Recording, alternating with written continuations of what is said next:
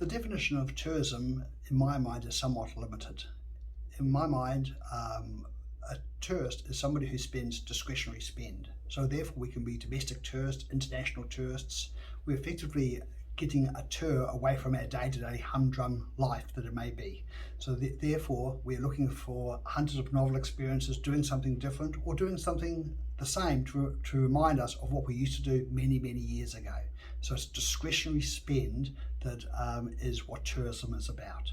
So keeping that in mind, what discretionary spend do people have? And it may be around certain demographics, maybe certain geographical areas or certain work that these people do. We can actually work out where the discretion is.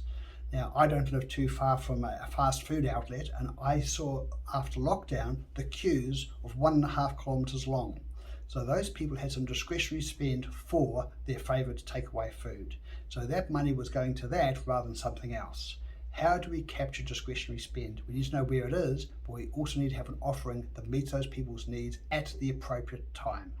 So rather than think about tourism, think about discretionary spend. How do you grab the discretionary spend? How do you grab the tourists when they're in town? In real terms, they may be in town all the time. They may be the local residents. How do you get them to hunt out a novel experience to actually meet with their requirement to spend their discretionary spend? Through lockdown, many people have learned or wanted to spend to make themselves feel better. I'm not getting into all the dynamics of whether that's right nor wrong, but people spend, they go into Trade Me, they go and buy another car, they buy another house or another boat or another book just to fill the void. If they're going to spend that money, they might as well spend it with you.